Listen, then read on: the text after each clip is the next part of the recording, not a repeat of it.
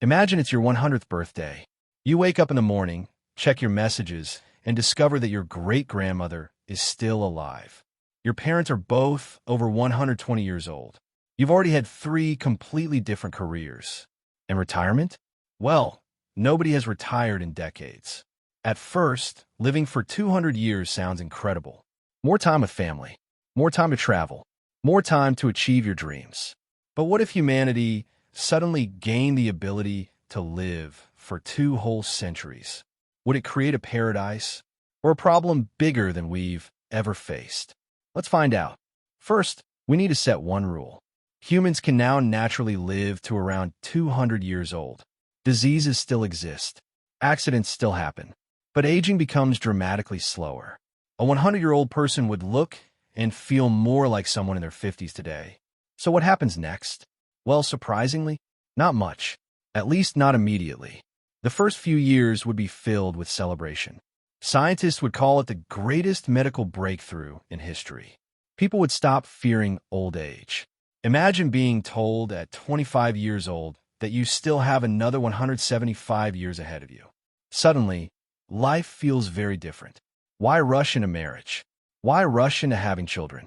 Why rush into choosing a career? You have time. Lots of it. And that's where the first major change begins. People would start delaying almost everything. Today, many people feel pressured by an invisible clock. Finish school, get a job, build a family, buy a house, retire. But if you can live for 200 years, that clock slows down dramatically. Instead of becoming a doctor at 30, someone might decide to spend 20 years traveling the world first.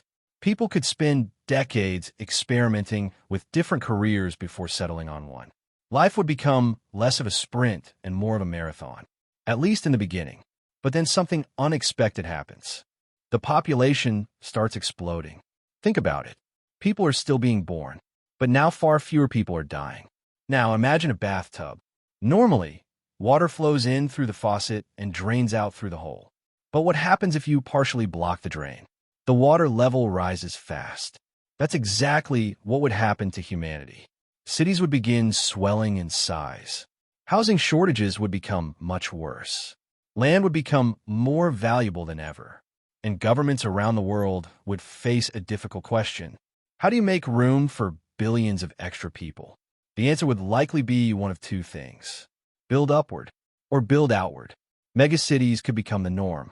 Entire regions might transform into enormous urban zones connected by high-speed transportation. At first, this sounds manageable, but then we hit another problem. Jobs. Imagine graduating from university and trying to enter a workforce where many employees don't retire until they're 180 years old. Positions that once opened every few decades might remain occupied for over a century. Young people could struggle to find opportunities. Career ladders would become crowded. Promotions would slow down, and competition could become more intense than ever. But that's still not the biggest problem. The biggest problem is power. Today, leaders eventually leave. CEOs retire. Politicians step down. Generations change. Ideas evolve. Now imagine a world where some of the most powerful people remain in control for over 100 years. A billionaire who gains influence at age 40 might still be running massive corporations at 170. A political dynasty could dominate an entire century. The people making decisions for society might remain the same for generations. And suddenly, living longer doesn't seem quite as fair as it did before. Because when lifespans increase, power lasts longer too. But let's talk about families. Because things are about to get really weird. Today, it's common to know your grandparents. Some people even know their great-grandparents. But in a 200-year lifespan world, you could have 6 or 7 living generations at the same time. Imagine attending a family reunion with your parents, grandparents, great-grandparents, great-great-grandparents, and several generations beyond that.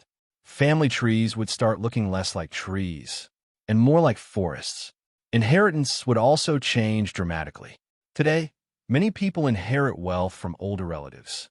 But if people live for 200 years, that inheritance might not arrive until you're already 120 years old. By then, you might not even need it anymore. The entire concept of generational wealth would be transformed. Now, let's talk about education. Because honestly, our current system would make no sense. Think about it. Why spend your first 20 years preparing for a life that lasts 2 centuries? Instead of one degree, people might return to school multiple times throughout life. You could become an engineer at 30, a filmmaker at 70, a scientist at 120, and a teacher at 170. Human lives would become far more flexible. People would reinvent themselves again and again. In some ways, this might be one of the greatest benefits of living longer. You wouldn't have just one life. You'd have several. But there's another side to this. Innovation could actually slow down. That sounds backwards, doesn't it? We usually assume more experience means more progress. But history tells a different story. Many revolutionary ideas come from younger generations challenging old ways of thinking. If older generations remain dominant for centuries, society could become resistant to change. New ideas might struggle to break through. Traditions could last longer, and technological progress might move more slowly. The future could become surprisingly stuck. Then there's the question nobody likes to think about. Would life still feel special? Part of what gives life meaning is the fact that it's limited. We know our time is precious because we don't have forever. But what happens when you have 200 years? Would people become more ambitious or more likely to procrastinate? After all, why start today when you have another century to figure things out? Some people might accomplish incredible things. Others might spend decades putting their dreams on hold. And that's where the Raoul paradox appears. Living longer doesn't automatically mean living better. It simply gives us more time. What we do with that time is still up to us. Now fast forward hundreds of years into this new world. Cities stretch across entire regions. Families contain 7 living generations. Careers last over a century. World leaders stay influential for decades. And humanity has adapted to a life that our ancestors could barely imagine. At first glance, it looks like we've conquered aging. But maybe the greatest challenge was never aging itself. Maybe it was learning how to use the time we already had. Because whether you live for 80 years or 200, every life eventually comes down to the same question. What are you going to do with the time you've been given?